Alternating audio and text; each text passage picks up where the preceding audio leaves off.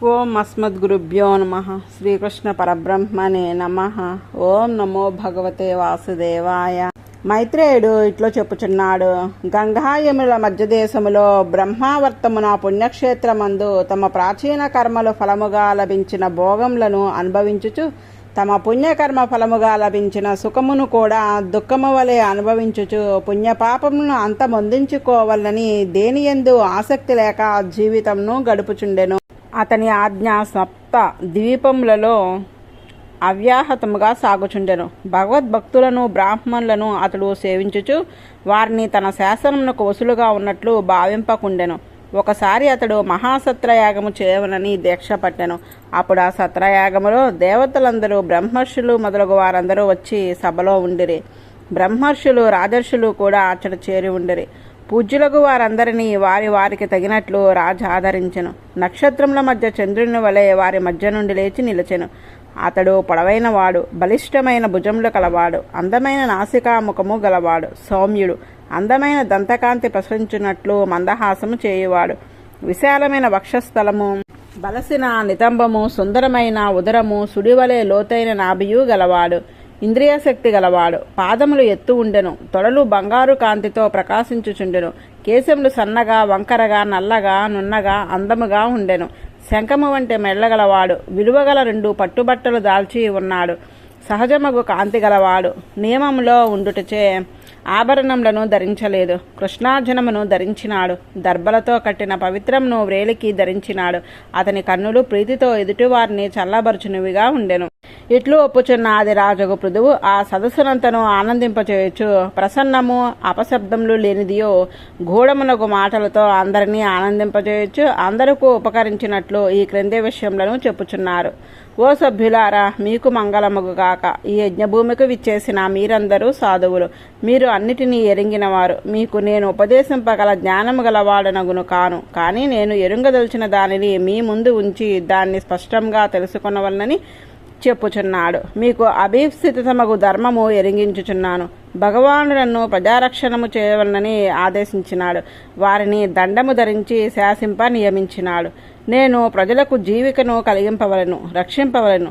అట్లు చేయుటచే నేను పుణ్యలోకములను పొందెదను. బ్రహ్మవేత్తలు వేదార్థమును ఎరింగి ఆచరించి ఉపదేశించి ఏ లోకములను పొందుదరో ప్రజారక్షణము చేయుటచే నాకు ఆ లోకములు లభించును. ఈ ప్రజారక్షణము చేయుటచే కర్మసాక్షిగా నిలిచిన సర్వేశ్వరుడు సంతుష్టి నందును.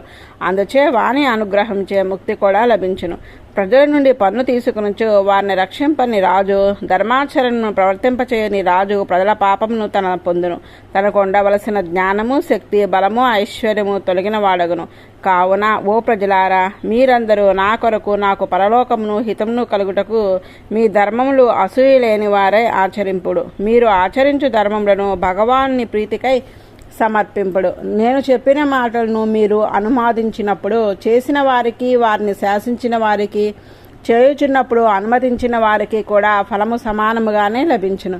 అందుచే ధర్మాచరణము చేయు మీకు ధర్మాచరణము చేయు మిమ్మలను ధర్మాచరణను ప్రవర్తింపజేసి అనుమోదించుచున్న నాకు కూడా ఫలమును సమానంగా లభించును. మనము చేయు కర్మలచే భగవానుడు సంతుష్టుడయ్యు ఫలమునొసంగను. కొందరు భగవానుడు ఉన్నాడని అంగీకరింపరు. కొంతమంది ప్రకృతి పురుషుడు అను వారి కంటే వేరుగా ఈశ్వరుడున్నాడని అంగీకరింపరు. ఈశ్వరుని రూపించుటకు ప్రమాణం లేదని వారు అందురు. ఈశ్వరుడు ప్రత్యక్షంగా గోచరింపడు. ప్రత్యక్షంగా గోచరము కాని దానిని అనుమానము సాధింపలేదు. ప్రత్యక్షానుమానములకు గోచరము కాని దాన్ని శబ్దము చెప్పవలను. కానీ శబ్దము పురుషుడు చేయదగిన కార్యములనే చెప్పుచును గాని ఎవరి చేతను ఎక్కడను సాధింపబడని సిద్ధమైన బ్రహ్మమును ప్రతిపాదింపలేదు. అందుచే ఈశ్వరుడు ఫలమునిచ్చుట సంగతము కాదు. బ్రహ్మోపాసన చేసినచో బ్రహ్మప్రాప్తి కలుగునని వేదము చెప్పుచున్నది. అతట ఈశ్వరుడు ఫలమునిచ్చుట లేదు. మనము చేయు కర్మల చేత ప్రత్యేకమైన శక్తి గలదై ప్రకృతియే మనకు సుఖమును దుఃఖమును వసంగుచున్నది గాని ఈశ్వరుడు అనువాడు లేడని కొందరు భావించరు. కానీ ప్రమాణం నందు విశ్వాసము గల ఆస్తికులు దాన్ని అంగీకరింపరు. యజ్ఞములచే ఆరాధింపబడు ఈశ్వరుడు ఉన్నాడు. అతడే ఫలమునిచ్చువాడు. ఈ లోకంలో పైలోకంలో ప్రకాశవంతములగు విచిత్రములగు భోగభూములు ఉన్నవి. వారిని అనుభవించు విచిత్రములగు శరీరంలో ఉన్నవి. అతి విచిత్రమైన సృష్టి ఈశ్వరుడు లేనిదే సంభవింపదు. అచేతనమగు ప్రకృతి భగవాన్ నుంచే నియమింపబడినవాడు. ఈ విచిత్ర సృష్టి జరగదు. జీవులు ఈ సృష్టిని చేయజాలరు. ఇందులో కొన్ని వారికి దుఃఖమును కలిగించుచున్నవి, కొన్ని సుఖమును కలిగించుచున్నవి ఉండును. జీవులే సృష్టించుకొన్నచో వారికి దుఃఖము కలిగించు వాటిని చేసుకొనరు. అందుచేత స్వరూపంలో, స్వభావంలో, దోషంలో అంటని కళ్యాణ గుణములు గల సత్య సంకల్పము గల భగవానుడే సృష్టించుచున్నాడని అంగీకరింపవలెను. అతడే మనము ఆచరించు కర్మలను ఫలమునిచ్చును. అందుచే భగవంతుని ప్రీతికే కర్మలను ఆచరింపవలను. మా పూర్వులందరూ తమ కర్మలచే భగవాన్నే ఆరాధించినారు. స్వయంభూ మనువు, ఉత్తానపాదుడు, ధ్రువుడు, ప్రియవ్రతుడు ఇటువంటి వారెందరో ఆ గదధారిని ఆరాధించినారు. ప్రహ్లాదుడు, బలి కూడా భగవాన్ని ఆరాధించినారు. వేణుడు మొదలగు కొందరు మాత్రము అజ్ఞానముచే ఈశ్వరుని ఎరుంగలేక ధర్మ విషయం నా మోహమునందినారు. అందుచే కేవలము కర్మలు ఫలమును ఇయ్యజాలవు. ఆ కర్మలచే కలిగడి అపూర్వము కూడా ఫలమును ఇయ్యజాలదు. ఆరాధింపబడేది దేవతలు ఫలమును ఇయ్యజాలరు. వారికి ఆత్మగా నుండి పరమపురుషుడే ఫలమును సంగడివాడు. ఆధ్యాత్మిక ఆది తాపములతో దుఃఖమునందుచున్న వారులను భగవత్పాద సేవనమునందు రుచి కలిగిన నాడు దినదిన ప్రవర్ధమానమయ్యి అనేక జన్మలలో వృద్ధినందిన మనసును అంటి ఉన్న మలినము తొలుగును. భగవానుని పాదుంగుష్టము నుండి వెలువడిన గంగానది వలె భగవత్పాదాభజనయే మన మనసులలో మాలిన్యమును తొలగింపజాలినది. వేరొక సాధనము లేదు. ఇట్లు మనోమాలిన్యము తొలగిన నాడు మనసు విషయముల యందు సంగము లేనిదై ఉండును. అందుచే వైరాగ్యము కలుగును. ప్రకృతి కంటే ఆత్మ వేరని తెలియను. జ్ఞానము, కర్మ అను రెండును వెనుక నిలుచుటచే బలమైన భక్తి యోగము ఆవిర్భవించును. అట్టి శక్తి గలవారు భగవత్పాదములు ఎందే నివాసము గలవారగుదురు. వారికి మనక్లేశములను కలిగించు గర్భ, జన్మ, జరా మరణాదులతో నిండిన సంసారం అంటదు. కావున మీరందరూ మీ వర్ణములకు, ఆశ్రమములకు తగినట్టుగా పంచమహాయజ్ఞములను ఆచరించుచు మనసుతో ధ్యానము, వాక్కుతో స్తోత్రము, శరీరముతో పరిచర్య ఏ విధముగు మాయ లేకుండా చేసి ఆ భగవత్పాదార విందములు అనుగ్రహించే మీ యోగ్యతకు తగిన కోరికలను నింపుకొనుడు. మనము చేయు కర్మలు భిన్న భిన్నములకు ద్రవ్యములతో వేరువేరు దేవతలను ఉద్దేశించి చేయబడినవే అయినను అన్నిటికీ ఆత్మ భగవానుడు కనుక అన్నియు అతనికే చెందును. భగవానికి హేయ గుణములు లేవు. అతడు జ్ఞానస్వరూపుడు, అనంత కళ్యాణ గుణములు గలవాడు. అతడే అనేక విధములకు ధాన్యము, నెయ్యి, పశువులు మొదలగు ద్రవ్య రూపములుగాను, తెలుపు మొదలగు గుణములు కలవిగాను, ఆయా క్రియలుగాను, మంత్రములుగాను ఉండెను. ద్రవ్యములు, మంత్రములు, క్రియలు అన్నవి అన్నియును భగవాన్ని శరీరంలే. అందుచే అతడే యజ్ఞస్వరూపుడు. మనము ఇంద్రుడు మొదలగు దేవతలను, అగ్ని మొదలగు వారిని ఆరాధించుటచే వారిలో ఆత్మగానున్న భగవానుడే ఆరాధింపబడును. యజ్ఞో వైవిష్ణు తదేవాగ్ని తద్వాయు తత్సూర్య అని వేదము చెప్పుచున్నది. కనుక మనము చేయు కర్మలనియు పరమపురుషునికే ఆరాధనములగును. ఆరాధింపబడిన అతడే ఫలమునొసంగును. కర్రలో వ్యాపించిన అగ్ని ఆ కర్ర పొడవగుచున్నచో పొడవగును, గుండ్రముగానున్నచో గుండ్రముగాను, చిన్నదిగానున్నచో చిన్నదిగాను కనపడెను. ఆ భేదము కర్రలకు సంబంధించినదే కాని అగ్నికి చెందినది కాదు. అట్లే ప్రకృతి, కాలము, వాసనలు, ధర్మము మున్నగు వాణ్ణి శరీరంగా కలిగి ఉన్న జీవునిలో ఆత్మగా ఉండి భగవానుడు ఆ శరీరము ద్వారా జీవుని ద్వారా మనము చేయు క్రియలకు ఫలముగు స్వర్గాదులను తానే అయ్యి ఆ ఫలములనిచ్చువాడు తానే అయి ఉండిను. నా పరిపాలనలోనున్న జనులందరూ ఈ భూమి యందు తమ తమ వర్ణాశ్రమములకు తగిన ధర్మములను ఆచరించుటయందు దీక్ష గల వారై ఉన్నారు. యజ్ఞములో ఆరాధింపబడు ఇంద్రాది దేవతలకు ఆత్మయై నియామకుడై ఉండి హితమును ఉపదేశించి శ్రీహరిని ఆశ్రితుల పాపములను హరించువాని నిత్యము భజించుచున్నారు. ఇట్లు వారు ఉండుట నన్ను అనుగ్రహించడే. క్షత్రియులు, బ్రాహ్మణులు అన్యోన్యముగా ఆధారముతో ఉండవలను. క్షత్రియులకు ఐశ్వర్యం అధికముగా నుండగానే భగవద్ అనుగ్రహ పాత్రులకు బ్రాహ్మణుల యందు తిరస్కార భావము కలుగును. బ్రాహ్మణులు ఓర్మితో, తపస్సుతో, బ్రహ్మోపాసనతో, అతిథి పూజతో శమ మొదలగు రాజులందరూ బ్రాహ్మణ సేవాపరాయణులు. వారికి కూడా ఆరాధింపదగిన వాడు పురాణ పురుషుడు. ఆ పురాణ పురుషుడగు శ్రీహరి ఒకరి అనుగ్రహముచే తన యశస్సును, లక్ష్మిని, పవిత్రతను పొందనవసరము లేనివాడైనను బ్రాహ్మణ పాదసేవనము చేయుచునే ఉండును. అట్టి బ్రాహ్మణులందరినీ సేవింపును. సకల జీవరాశి హృదయంన నివసించి ఉండు వాడును, కర్మవశ్యుడు కాని వాడును, బ్రాహ్మణుల ప్రీతి గలవాడును అగు ఈశ్వరుడు బ్రాహ్మణ సేవచే మిక్కిలి సంతోషించును. అందుచే నా ప్రజలందరూ బ్రాహ్మ కులమును సేవింతురుగాక. బ్రహ్మవేత్తలకు వేదాధ్యయన పరులకు బ్రాహ్మణులతో నిత్య సంబంధము ఉండుటచే మనసునకు మిక్కిలి శాంతి శీఘ్రముగా లభించును. మనసును కోరికలు లేని శాంతుడైన వాడు సాధింపరానిది ఏదియును ఉండదు. దేవతలకు అగ్నిహోత్రుడు ప్రాణము వంటివాడు. అగ్నిహోత్రమునందు సమర్పించినది దేవతలకు అర్పించినట్లే ఆగునని శాస్త్రములు చెప్పుచున్నవి. కానీ అచేతనముగా అగ్నిలో హోమము చేయుట కంటే భగవాన్ యందు జ్ఞానము భక్తి కలిగిన బ్రహ్మనిష్ఠులకు బ్రాహ్మణులకు అర్పించిన దాన్ని దేవతలు ఆధారముతో స్వీకరించరు. వారి ద్వారా వారికి ఆత్మగా నుండు అనంతుడు ప్రీతి నందును. భగవానుడు తను ప్రేమించిన భక్తులను తనకు ఆత్మగా భావించును, వారిని విడిచి ఉండడు. అందుచే వారికి అర్పించిన దాన్ని సాక్షాత్ తనకే అర్పించినట్లు భావించును. ఈ విశ్వమంతయు వేదమునందును పరమాత్మ యందును నిలిచి ఉండెను. పరమాత్మ యొక్క స్వరూప రూప గుణములు వేదములో అర్థములో కనపడినట్లు స్పష్టంగా భాషించును. బ్రాహ్మణులు దేని యందును రాగము లేక భ్రమ ప్రమదాది దోషములు లేక బ్రహ్మమును ప్రకాశింపచేసే వేదమును శ్రద్ధతో నేర్చుకుందరు, ఇతరులకు నేర్పుదురు, యజ్ఞములకు ఉపయోగింతురు, జపము చేతురు, పారాయణ చేతురు. వారు తపస్సుతో సదాచారముతో మౌనముతో ధ్యానముతో ఆ బ్రహ్మమును ప్రతిపాదించు వేదమును ధరించియుందురు. కావున వానికి ఆరాధించుట సర్వశ్రేయములకు మూలము. నేను జీవించి ఉన్నంత కాలము అట్టి బ్రాహ్మణుల పాదపద్మ పరాగము కిరీటముపై ధరించి ఉందును. బ్రాహ్మణ పాదరేణువును ఎల్లప్పుడూ ధరించు పురుషులకు పాపము నశించును, సర్వ కళ్యాణ గుణములు చేరి ఉండును. శుభగుణములు గల వానిని పెద్దలను సేవించి వాని సమస్త సంపదలు వరించును. అందుచే నేను బ్రాహ్మణ కులమును వేదమును నా ప్రజలతో కూడా సేవింతును. ఆ భగవానుడు నన్ను అనుగ్రహించుగాక. పృథు చక్రవర్తి ఈ విధంగా మాట్లాడగా పితృదేవతలు దేవతలు బ్రాహ్మణులు కూడా మనసులో సంతసించి బాగు అని పొగిడిరి. మీ తండ్రి చాలా పాపము చేసి బ్రాహ్మణులచే శిక్షింపబడి చనిపోయినాడు. కానీ పుత్రేణ జయితే పుత్రునిచే లోకమును జయించుచు అని చెప్పినట్లుగా నీ వంటి కుమారుని కనుచే అతడు ఆ నరకమును దాటినాడు. పూర్వము హిరణ్యకశిపుడు భగవాన్ని నిందించి నరకమును పొంది కుమారుడు ప్రహ్లాదుని వలన ఆ నరకము నుండి బయటపడినాడు. ఓ వీరశ్రేష్ఠుడా, నీవు ఈ భూమికి రాజువై చాలా సంవత్సరములుందుగాక. సర్వలోకములకు ఒకే భర్తయగు అచ్యుతని యందు ఇంతటి భక్తి గల నీవు పవిత్రమైన కీర్తి గలవాడవు. నీవు ప్రభువుగా ఉండుటచే శ్రీహరి ప్రభువుగా గలవారమై ఉన్నాము. లోకంలో ప్రశంసింపబడు కీర్తి గల కథను నీవు లోకంన ప్రకాశింపజేసినావు. నీవు ప్రజలను ఉత్తమమైన మార్గమును ఉపదేశించుట యుక్తమే. మహాత్ములు కరుణ స్వభావములు అగు ప్రభువులకు ప్రజలయందు అనురాగముండుట స్వభావము. కర్మవశముచే సంసారమును భ్రమించుచున్న న్యాయహీనులమైన మమ్ము నీ ఉపదేశముచే అజ్ఞానమునకు ఆవలి ఒడ్డు చేర్చితివి. నీవే భగవానుడవు. బ్రాహ్మణులలో నుండి క్షత్రియులను, క్షత్రియులలో నుండి బ్రాహ్మణులను, వారిద్దరిలో నుండి విశ్వమునంతను ధరించి భగవానుడువు నీవే. రజస్తమ గుణములు ఆక్రమము లేని శుద్ధసత్వము గల పరమపురుషుని విభూతియగు నీకు నమస్కారము.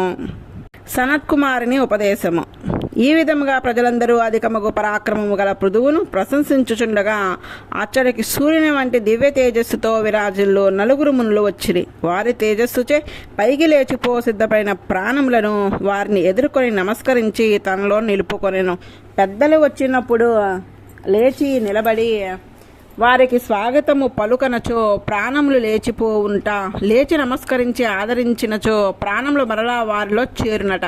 ఈ శాస్త్రమును ఎరింగిన పృథువు ఆ నలుగురు మునులను చూచి తన సభాసదులతో కూడా ఎదుర్కొనెను. ఇంద్రియములకు అధిపతియగు జీవుడు శబ్దాది విషయములను ఎదురేగి గ్రహించినట్లు ఆ మునులను ఎదుర్కొని ఆదరించెను.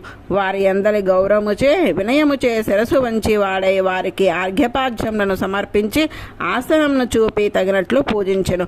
వారికి పాద ప్రక్షాళనము చేసి ఆ జలముతో శిరస్సును ప్రోక్షించుకొనెను. నడువడి గల పెద్దలు ఎట్లు ఆచరింతరో ఆ ఆచరణలను గౌరవించుచు అట్లే ప్రవర్తించును. వేదికలలో అగ్నిహోత్ర అగ్నిహోత్రమును నిరచియున్నట్లు ఆ మునులు బంగారు ఆసనములపై కూర్చుండరి. శ్రద్ధతో వారే మాటలను వినుట ఎందలి ప్రీతితో తొందరపడుచు ఇంద్రియములన్నిటినీ వారికి అభిముఖముగా ఉంచి పృథువు ఇట్లు మాట్లాడుచున్నాడు. మంగళమునకు స్థానమైన మీరు ఈనాడు నాకు దర్శనము సుంగుట నేను చేసుకున్న పూర్వ పుణ్య ఫలము. యోగులు కూడా తాగు ప్రయత్నము చే మిమ్మలను చూడజాలరు.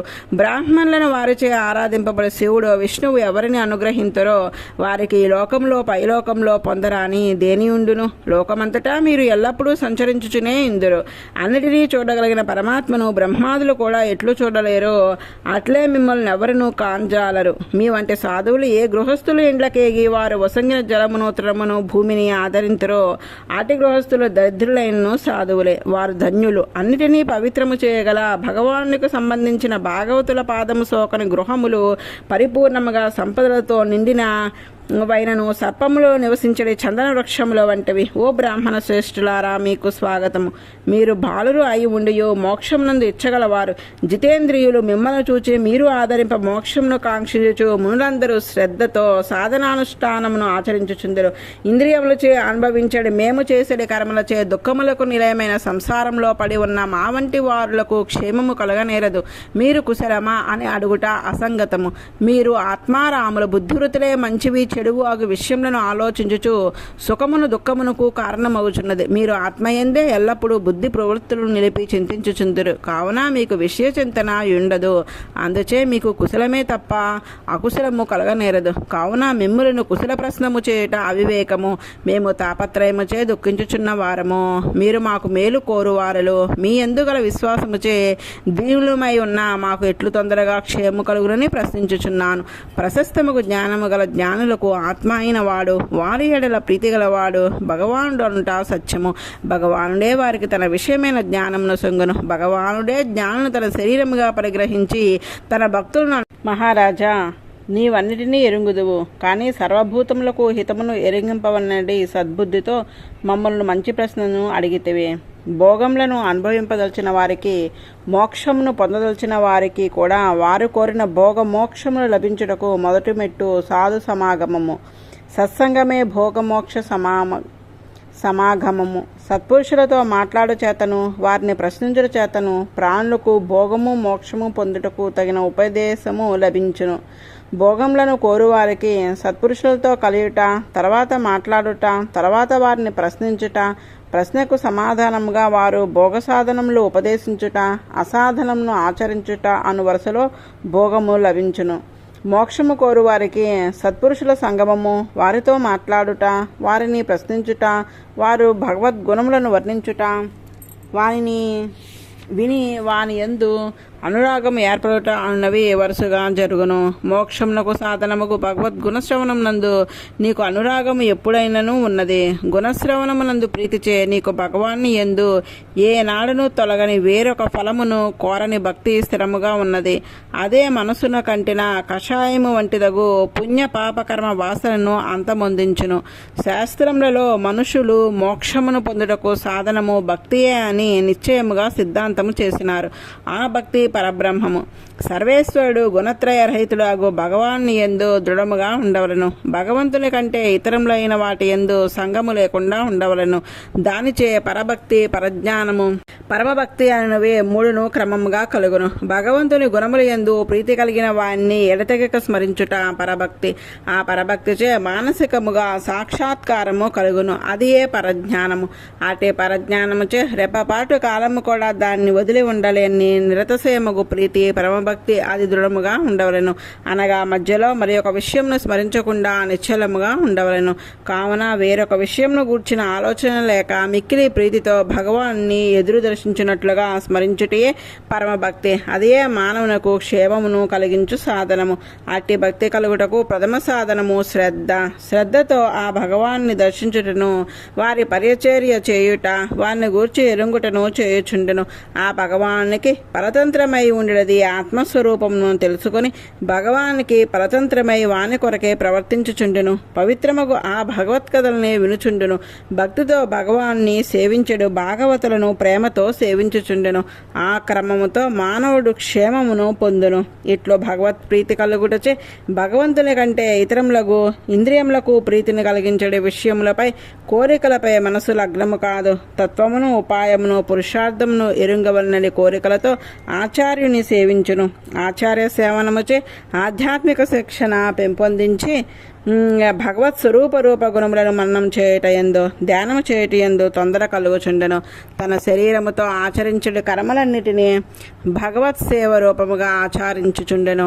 తీసుకుని ఆహారంలో వివేకము కలిగి దానిచే మనసు పరిశుద్ధమై ఆత్మానుభావము చేతనే ఎల్లప్పుడూ సంతోషం నందుచుండెను. అట్టి భక్తునకు భగవద్గుణములను వినుట స్మరించుట అనేది అమృతమును పానము చేయుట కంటే ఇతర విషయములను అనుభవం చేయుటచే సంతోషము కలగదు. అట్టి భక్తి గల విశ్వమంతయు ఆ భగవాన్ని శరీరముగా అన్నిటిలోని భగవానుడు ఆత్మగా గోచరించును. అందుచే ఎవరిని వారు హింసింపజాలరు. భోజనాది సమయములలో కూడా ఆ భగవల్లీలను అనుభవించుచుందరు. వారు ఇంద్రియంలో మనసు ఇతర విషయములపై ప్రసరింపక యమనియమంలో కలదై ఉండెను. వారికి దేనియందు కోరిక ఉండదు. వేరొకరిని వారిని సాధనమును వారు ఆరాధించడి దేవతలను వారు నిందింపరు. దేహధారణమునకై అవసరమైన ఆహారంను స్వీకరించి అవసరమైన వ్యాపారంలో చేయుచుందరు. శీతోష్ణములను వ్యాధులను ఓర్మితో సహింతురే గాని దుఃఖింపరు. భగవత్పరులైన భక్తులు తమ చెవులకు అలంకారముగా భగవద్గుణములను వినుచుందరు. మరలా చెప్పుచుందరు. భక్తి క్రమక్రమంగా వృద్ధినందురు.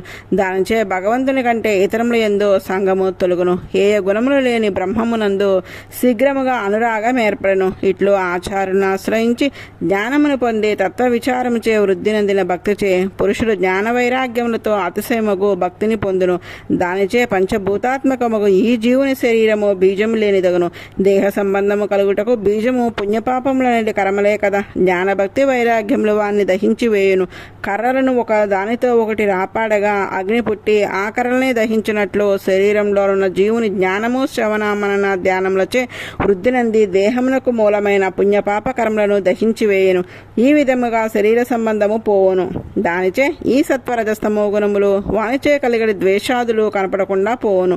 మరలా దేహ సంబంధము పొందడు. ఇంతవరకు భగవంతునితో జీవునకు ఉండేది సంబంధమును మరుచునట్లు చేసినదే ఇప్పుడు ఇది నశించుటచే జీవపర సంబంధము స్పష్టంగా ప్రకాశించుచుండెను. తన దేహమును ఇంద్రియములచే అనుభవించే శబ్దాది విషయంలో భోగస్థానములో మున్నగు వాణ్ణి శరీర సంబంధం చేతనే జీవుడు అనుభవించుచుండెను.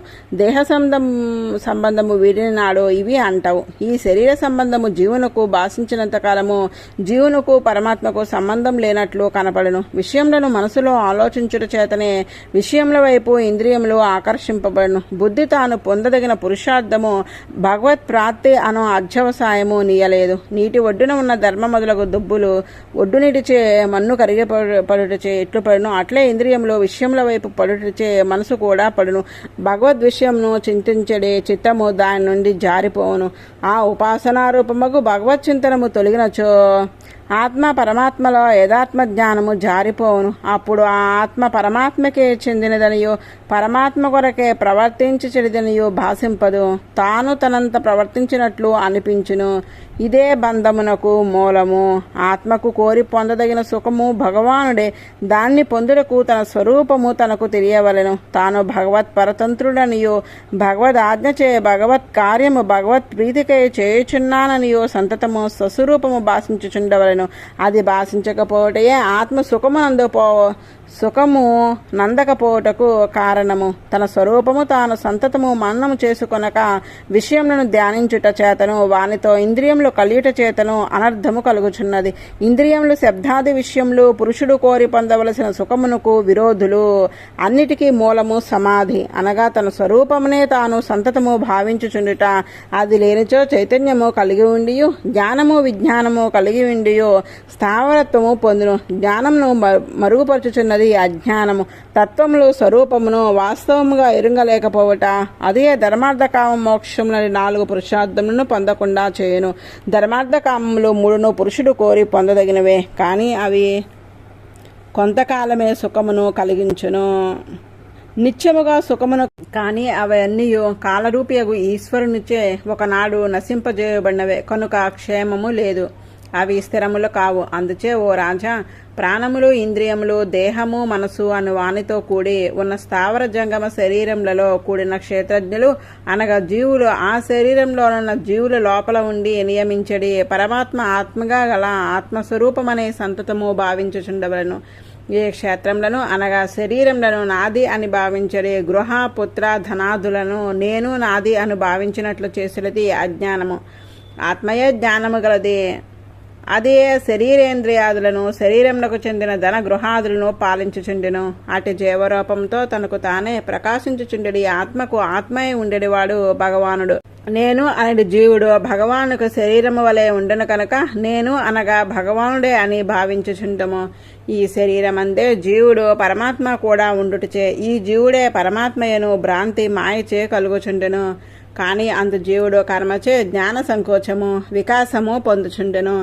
భగవానుడట్టే మార్పులనందడు. ఈ వివేకము కలిగిన వాడు స్వస్వరూపము భాషించును, జీవుడు జీవుడుగా భాషించును. అట్లు శరీరంలో జీవునికి ఆత్మగా జీవుడే అనతగినట్లుగా ఉండేది కర్మ సంబంధము లేని నిత్యముక్త శుద్ధ స్వప్రకాశితమగు భగవత్తత్వమును నేను శరణ పొందుచున్నాను. భగవత్ వ్యతిరేక్తములగు పదార్థములనియో భగవదాత్మకములే అని జ్ఞానము గలవారే భగవత్ పాద పద్మయోగ నిష్ఠులు కర్మవాసనలతో నిండిన శరీర సంబంధమును నాశనము చేసుకుందరు. అటే వాసుదేవునే రక్షకునుగా ఉపాయముగా నీవు భావింపము. ఈ సంసారం ఒక సముద్రము. జ్ఞానేంద్రియములు 5, మనసు అను 6 దీని యందు ఉండేది మొసల్లో.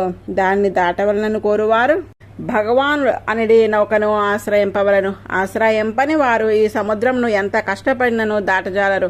ఆ భగవత్పాద నౌక ఆశ్రయించుటకు సుఖమైనది, సులభమైనది. దాన్ని ఆశ్రయించిన ఈ సముద్రం యొక్క ఆవలి అంచును చేరును. ఇట్లా బ్రహ్మ మానసపుత్రుడకు సనత్కుమారుడు పృథువునకు ఉపదేశించెను. ఆత్మతత్వమును ఎరింగించెను. పృథువు అతన్ని మిక్కిలి ప్రశంసించి ఇట్లు పలుకుచున్నాడు. తాపత్రయముచే దుఃఖించుచున్న వాళ్లపై దయచూపెడి శ్రీహరి ఇంతకు ముందే నన్ను అనుగ్రహించినాడు. దాన్ని ఆవిర్భవింపచేయుటకు మీరు ఇచ్చటికే విచ్చేసినారు. ఇంత ఉపకారం చేసిన మీకు దయామయులకు మీకు గురుదక్షిణగా నేనేమి వసంగగలను? ఈ శరీరము నాది అనుకుని సకల పదార్థంలో సత్పురుషులు అనుగ్రహించి వసంగినవే కాని నావి అనుకొని వసంగదగినవి ఏమీ లేవు. మీరు వసంగిన వాడిని మరలా మీకు గురుదక్షిణగా వసంగుట తగదు కదా. అయినను మీ సేవకుడను, నాకు చెందినవన్నయూ మీవే. అందుచే నా ప్రాణములు, నా భార్య, పుత్రులు, రాజ్యము, సైన్యము, పరికరములు, భూమి, ధనము మొదలగునవి అన్నయూ మీవే. అవి సమర్పించుచున్నాను. సేనాపతిగా ఉండుట, రాజ్యమును పాలించుట, దండనాయకుడై ఉండుట, సర్వలోకాధిపత్యము కూడా వేదశాస్త్ర విజ్ఞానము గల బ్రహ్మవేత్తలదే. వారిది కానిది ఏదియోనూ లేదు. బ్రాహ్మణుడు తినుచున్నది, ధరించుచున్నది, వసుంగుచున్నది కూడా తన సొత్తే గాని ఒకరిది కాదు. ఆ బ్రాహ్మణులు అనుగ్రహించే క్షత్రియులకు వసంగిన దానినే వారు అనుభవించుచున్నారు. మీరు ఆధ్యాత్మ విచారంను నాకు ఎరింగించి దుస్తరముకు సంసారార్ణవమును దాటిన ఉపాయమును సొంగినారు. మీ కారుణ్యము అనంతము. మీరు చేసిన ఈ ఉపకారమునకు ఎవరు ప్రత్యుపకారం చేయగలరు? దాన్ని ప్రతిగా సమర్పింపగలిగినదేదియూనూ లేదు. అంజలి ఘటించుటయే దాన్ని ప్రత్యుపకారమని ఆది రాజుకు పృథువు కృతజ్ఞతను ఆవిష్కరించగా ఆత్మయోగ నిష్ఠులకు సనకాది కుమారులు ఆ పృథువిచే పూజింపబడిన వారే అతని శీలము ప్రశంసించుచు అందరూ చూచుచుండగా ఆకాశమును కేగిరి. వేనపుత్రులకు పృథు చక్రవర్తి సనత్కుమారులు చేసిన ఆధ్యాత్మిక శిక్షణచే పరమాత్మోపాసనంలో నిష్టగలవాడే అన్ని కోరికలు ఈడేరిన వాని వలె ఒప్పుచుండెను. ఇట్లో భగవదుపాసన చేయొచ్చు. తాను చేయదగిన కర్మలన్నిటినీ ఆయా కాలములకు తగినట్లు చేయొచ్చు. అంతయు బ్రహ్మార్పణము చేయచుండెను. తాను చేయు కర్మచే కలిగడి ఫలమును పరమాత్మ ప్రీతికే అర్పించుచుండెను. తాను చేయు పని తనది అని భావింపక పరమాత్మదే అని భావించుచుండెను. కర్మ చేయువాడు పరమాత్మయే అని ఎరుంగును. ప్రకృతి సంబంధముచే తాను చేయుచున్నానని భావించుచున్నట్లు ఎరింగి ఉండును. రాజప్రసాదంలో ఉండి సామ్రాజ్యలక్ష్మి కలవాడై ఉండియు దేహమే నేను అనేది భ్రాంతి లేనివాడే సూర్యుడు తన కిరణములు బురదపై పడినను బురద అంటనట్లు ఏ విధములకు దోషములంటక ఒప్పుచుండెను. ఆత్మస్వరూపమిరింగి ప్రకృతి కంటే ఆత్మను వేరుగా ఎరింగిడి జ్ఞానముతో భగవద్భక్తితో కర్మలను ఆచరించుచుండును.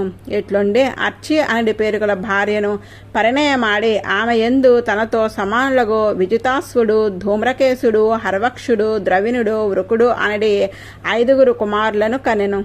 పృథువు ఇంద్రాది లోకపాలుల యొక్క గుణములన్నిటినీ కలిగి ఉండిన వాడే పరమాత్మ యొక్క సృష్టిలోని జగత్తును రక్షించుటకు తగిన సమయంలో అందుకు తన కాలంను వినియోగించుచుండెను.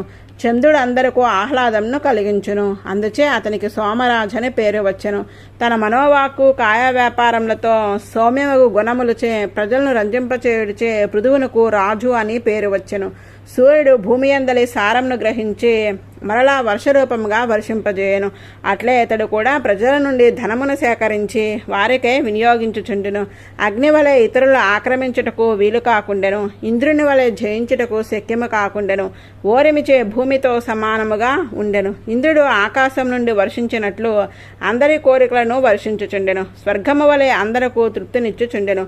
సముద్రము వలె ఎవరి చేతను పరిచ్ఛేదించుటకు వీలు కాని వాడయి ఉండెను. హిమవత్ పర్వతము వలె శ్రేష్టముగు వస్తువులకు స్థానమై ఉండెను. మేరు పర్వతము వలె అన్నిటినీ తన ఆధీనమున ఉంచుకొనెను. యముని వలె తగిన శిక్ష వసంగుచుండెను. వాయువు వలె బలముచే శక్తిచే అందరకు ఆత్మ అయి ఉండెను. రుద్రుని వలె శరీర బలము ఇంద్రియ బలము గలవాడే ఉండెను. సౌందర్యంలో మన్మధుని వలె ఉండెను. అడ్డులేక సంచరించటలో సింహము వలె ఉండెను. మనువు వలె అందరి ఎడ వాత్సల్యము కలిగి ఉండెను. వేదవాదమునందు బృహస్పతి వలె ఉండెను. బ్రహ్మవలే అందరిపై ప్రభుత్వము గలవాడై ఉండెను. గోవులయందు గురువులయందు బ్రాహ్మణులయందు భక్తులయందు భక్తి గలవాడై ఉండెను. ఒకరి కొరకు పాటుపడుటలో తనకు తానే సాటి అనదగినట్లుండెను. పల్లెలలో పట్టణములలో ఉండడి వారందరూ అతని కీర్తిని గానము చేయుచుండగా వినినవారి మనసులను రాముని వలె హరించువాడై ఉండెను. ఈ విధముగా సర్వగుణ సంపన్నుడయి లోకమును పాలించెను. తాను బాగా వృద్ధుడయి ప్రజలనందరూ ఇంతకాలమును చక్కగా పాలించి స్థావర జంగమముల అన్నిటినీ జీవికలను కల్పించి ధర్మమును ఎరింగి పాలించి భగవాన్ని ఆదేశంను అనుసరించి ప్రజాపాలనను నెరవేర్చెను. తన కుమార్తెగా భావించి పోషించిన భూమిని తాను వదిలి వెళ్ళుచున్నానని బాధపడుచున్నదా అనునట్లు ఉన్నదాన్ని తన కుమారులకు అప్పగించి తపోవనము కేగెను. అచ్చట కూడా వానప్రస్థ నియమములను నిర్విఘ్నముగా పాలించి పూర్వము పాలనమున ఎట్లు దీక్షగా ఉండెనో అట్లే స్వర్గమును పొందుటకు తీవ్రముగా తపస్సు చేయ దీక్ష వహించెను. కందమూలములను ఫలములను ఆహారంగా తీసుకొనుచు కొంతకాలము పండిన ఆకులను తినుచు కొంతకాలము నీరు మాత్రమే త్రాగుచు కొంతకాలము వాయువును ఆహారంగా తీసుకొనుచు తపస్సు చేయుచుండెను. గ్రీష్మ ఋతువులో 4 అగ్నిహోత్రములకు 4 ప్రక్కల ఉంచుకుని సూర్యుడు తపించుచుండగా తపస్సు చేయసాగాను. వర్ష ఋతువులో నీటిలో కంఠము వరకు మునిగి ఉండి తపస్సు చేశాను. ఏమియూ పరుచుకొనక నేలపైననే పరుండెను. శీతోష్ణాదులను సహించుచు మౌనవ్రతుడయ్యి ఇంద్రియ నిగ్రహము గలవాడయ్యి శాంతుడయ్యి శ్రీహరిని ఆరాధించుచు ఉత్తమమైన తపస్సు చేశాను. తపస్సు చేయొచ్చు ప్రాణాయామం చేయొచ్చు మనసులోని మాలిన్యములను కర్మలను నాశనము చేసుకొనెను. ఇంద్రియములు విషయముల నుండి వెనుకకు మరల్చెను. దేహముతో దేహమునకు సంబంధించిన వారితోనూ బంధము వీడెను. సనత్కుమారుడు తనకు ఉపదేశించిన ఆధ్యాత్మిక యోగమును అనుసరించి పరమపురుషుని భక్తితో సేవించెను. ఈ విధముగా భగవద్ధర్మములను పాటించిన సాధువగు ఆ పృథువునకు జ్ఞానశక్తాది గుణములతో పూర్ణుడైన భగవాన్ యందు ఆ వ్యభిచరితమగు భక్తి కలిగెను. సంతతము భగవత్ పరిచర్య చేయుచుండెను. దానిచే మనసు రజస్తమస్సులు లేక శుద్ధ సత్వం ఆవిర్భవించెను. భగవత్ స్మరణము భగవద్భక్తి పరిపూర్ణముగా కలిగెను. దానిచే వైరాగ్యము ఏర్పడెను. దానిచే స్వస్వరూపము పరస్వరూపము తెలిసి సంశయములన్నీ విడిపోయెను. ఆత్మకు ఆంటి ఉన్న ప్రకృతి బంధము తొలగిపోయెను. దేహమే ఆత్మ అనేది బుద్ధిపోయెను. ఆత్మస్వరూపము సాక్షాత్కరించెను. దానితో నిర్వాపారుడయ్యను. శరీరము కంటే తాను వేరు అన్నది జ్ఞానము కాక శరీరమే భాషించకుండా తానే భాషించుచుండెను. మరి దేనియందు మనసు చలించుటలేదు. భగవత్ కథలయందు మనసు నిశ్చలముగా నిలవని వానికి మనసు మరలా మరలా వేరొక విషయములందు వెళ్ళుచుండెను. కానీ పృథువునకు అట్టి ప్రమాదము కలుగలేదు. తను పరమాత్మతో విడదీయరాని తత్వము ఎరింగెను. పరమాత్మతో సమానముగు 8 గుణములు తనలో ఆవిర్భవించెను. ఇట్లి కొంతకాలము సాగగా ప్రారబ్ధ కర్మ అవసానమై శరీరమును వీడెను. ఆ శరీరము వీడినప్పుడు తాను మడమలపై కూర్చోండి మడమలతో ఘృతస్థానము నొక్కి ఉంచి మూలాధారం నందు ప్రాణశక్తిని ఊర్ధముగా నిలిపి నాభిని హృదయమును ఉదరమును శేషస్థానమును వాయువు చేరినట్లు చేసెను.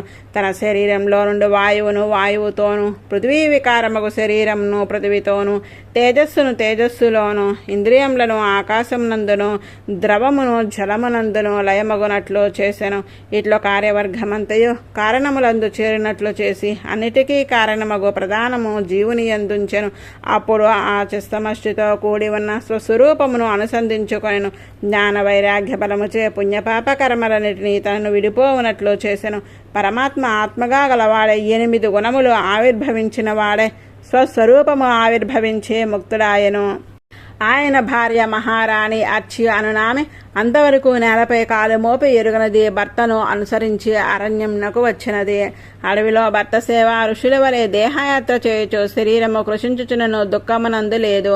ఆమె పృథువు శరీరమును వీడి వెళ్ళుకుటు గమనించి కొద్దిగా విలపించి ఆ కొండచిరి ఎందు చితిపైన ఉంచి భర్త శరీరమునకు సంస్కారము చేసెను. తర్వాత అచ్చట సరస్సులో స్నానము చేసి భర్త ప్రీతికై తర్పణమునొచ్చి దేవతలకు నమస్కరించి భర్త పాదములని ధ్యానించుచో చితికి 3 మార్లు ప్రదక్షిణము చేసి ఆ అగ్నిలో తాను ప్రవేశించెను. ఆ మందర పర్వత పానుపుపై ఈ విధముగా వారిరువురు దేహయాత్రను చాలించుట చూచిన దేవతలు పుష్పవర్షంను కురిపించిరి. దుందుబులు మ్రోగెను. ఆమెను చూచిన దేవతా స్త్రీలు ఇట్లు అనుకొనుచున్నారు, ఓహో ఈమె ధన్యురాలు.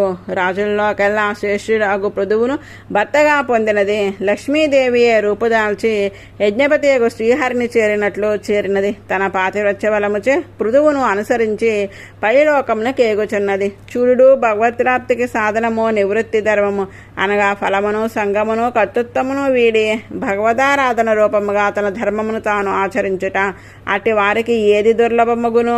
స్వర్గాది లోకములే కాదు భగవత్ ప్రాప్తి కూడా వారికి సులభంగా లభించును. మనుష్య జన్మ మోక్షమునకు సాధన భూమి, అది లభించుట చాలా కష్టము. కర్మ పరిపాకం చే మనుష్య జన్మ పొంది కూడా శబ్దాది విషయములపై కోరిక కలిగి భగవత్ ప్రాప్తి అగు దూరమగు వారు దైవమునే మోసము చేయువారు. స్వర్గాది లోకములే కాదు భగవత్ ప్రాప్తి కూడా వారికి సులభంగా లభించును. మనుష్య జన్మ మోక్షమునకు సాధన భూమి, అది లభించుట కూడా కష్టము. కర్మ పరిపాకముచే మనుష్య జన్మ పొంది కూడా శబ్దాది విషయములపై కోరిక కలిగి భగవత్ ప్రాప్తికి దూరమగువారు దైవమునే మోసము చేయువారు. ఇట్లు దేవతా స్త్రీలు స్తోత్రము చేయుచుండగా ఆమె పతిలోకమున కేగినది. ఆమె భర్తయగు పృథువు జ్ఞానములో అగ్రసరుడై భగ నివాసభూతమగు శ్రీవైకుంఠమునే చేరెను. ఆమె కూడా ఆ లోకములో చేరినది. పృథువు మహానుభావుడు, పూజ్యులలోకెల్లా పూజ్యుడు. అతని దివ్య చరిత్రమును నీకు వినిపించితిని. ఇది చాలా పవిత్రమైనది. దీన్ని ఎవరు శ్రద్ధతో వినిపింతురో వారు పృథువి పొందిన స్థానముని పొందుదురు. బ్రాహ్మణుడు పృథు చరిత్రను విన్నచో బ్రహ్మవర్చస్సు పొందును. క్షత్రియుడు భూమి పతిత్వము పొందును. వైశ్యుడు ఉత్తమ వనిక్కు అగును. శూద్రుడు ఉత్తముడగును. పురుషుడు గాని స్త్రీ గాని 3 మార్లు దేన్ని వినచో సంతానము లేని వారు యోగ్యులకు సంతానమును పొందుదురు. నిర్ధనుడు ధనవంతులలో శ్రేష్ఠుడగును. కీర్తి లేనివాడు విపులమగు కీర్తినందును. జ్ఞానము లేనివాడు జ్ఞాని అగును. ధనము కీర్తిని ఆయుర్దాయమును కలిగించు చరిత్రము ఈ పృథు చరిత్రము. ఈ పృథు చరిత్రము స్వర్గమును ప్రసాదించును. కలిదోషములు అంటకుండా చేయును. ధర్మార్థ కామము మోక్షములను సిద్ధింపజేయును.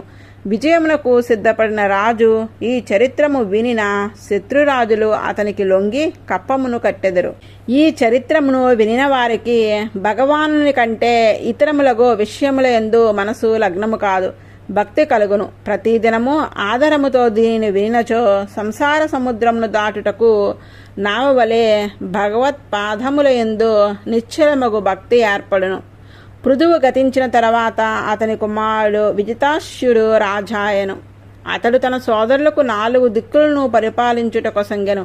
తూర్పు దిక్కున హర్షక్షునకు, దక్షిణ దిక్కున ధ్రుమకేశునకు, పశ్చిమ దిక్కు వృకునకు, ఉత్తర దిక్కు ద్రవిణుకు పాలించుటకు అప్పజెప్పెను. ఇంద్రుని వలన ఎవరికీ కనపడకుండా అంతర్ధానమగు శక్తిని పొందురుచే అతనికి అంతర్ధానుడు అని కూడా పేరు వచ్చెను. శిఖండిని అను భార్య యందు అతనికి 3 కుమారులు కలిగిరి. గార్హ్యపత్యము, అహవనీయము, దక్షిణాగ్ని అనే 3 అగ్నులు వశిష్ఠుని శాపముచే పావకుడు, పవమానుడు, శుచి అను పేర్లతో మనుష్యులయ్యి ఈ అంతర్ధాన్ని కుమారులుగా జన్మించిరి. వారు మరలా స్వస్వరూపమునందరి. అంతర్ధానుడు వేరొక భార్య వచస్వతి అనునామయందు హవిర్ధానుడు అను కుమారుని పొందెను. ఆ అంతర్ధానుడు రాజ్య పరిపాలన, పన్ను వసూలు చేయుట, శిక్షించుట, కప్పములు కట్టించుకునుట మొదలగు వానిచే ప్రజలను బాధింపవలసి వచ్చినని రాజుగా ఉండుటను వదిలి దీర్ఘసత్రయాగమును చేయుటకు సిద్ధపడెను. ఈ దీర్ఘసత్రయాగములో తన్ను ఆశ్రయించిన వారి క్లేశములను నశింపచేయుటచే హంస అనే పేరు నొందిన పరమపురుషుడకు పరమాత్మను ఆరాధించుచు తనకు పరమాత్మ ఆత్మగా ఉన్నాడని గుర్తించి దర్శించుచు సమాధిచే భగవల్లోకమును పొందెను. హవిర్ధానుడు తన భార్యగు హవిర్ధాని యందు బర్హిషదుడు, గయుడు, శుక్రుడు, కృష్ణుడు, శత్రుడు, జతవ్రతుడు అనే 6 కుమారులను కనెను. హవిర్ధాని కుమారుడు బర్హిషదుడు యజ్ఞ యాగాది కర్మల యందు చాలా నిష్ఠగలవాడు. అతడు భూమండలమునంతయు యజ్ఞభూమిగా చేసెను. యజ్ఞము చేసిన చోట మరలా యజ్ఞము చేయకుండా భూమి అంతటా యజ్ఞము చేయుటచే భూమి అంతయు అతడు యజ్ఞములో పరచిన దర్భలనే నిండి ఉండెను. అందుచే అతని ప్రాచీన బర్హి అని వ్యవహరించెడివారు. ఆ ప్రాచీన బర్హి సర్వాంగ సుందరి, అలంకార శోభితమగు సముద్రుని కూతురగు శతధృతిని బ్రహ్మ ఆదేశముచే వివాహమాడెను. పూర్వము సప్తఋషులు సత్రయాగము చేయుచుండగా వారి భార్యలను చూచి అగ్నికామ పరవశుడాయను. దానిని రొంగిన అగ్ని యొక్క భార్యకు స్వాహాదేవి సప్తర్షుల భార్యల రూపమును ధరించి తన భర్తయగు అగ్నిని రమింపజేసెను. అప్పుడు అతని నుండి స్థలితమైన రేతస్సును ఆడు చిలక రూపంలోనున్న ఒక రెల్లు కాండమునందు ఉండి వెళ్ళిపోయెను. అప్పుడు అగ్ని ఆ సుకుని సప్తఋషులు భార్య అను భ్రాంతితో కామించెను. అట్లే ఈనాడు కూడా ప్రాచీన బర్హితో నీవు దయమాలిన వాడవయ్యి ఎన్నో పశువులను వధించితివి. వానిని నీవు కలిగించిన బాధను తలంచుకొని నీవు ఈ శరీరమును వీడి ఆ లోకమును ఎప్పుడు వత్తువా అని ఎదురుచూచుతిని. నీపై పగతో ఉన్నవి. ఇనుముతో చేయబడిన ఆయుధముల వంటి వాని కొమ్ములతో నిన్ను ముక్కలు ముక్కలు చేయను. నీకు పురుషార్థం ఏదియో దానికి సాధనము ఏదియో తెలియదు.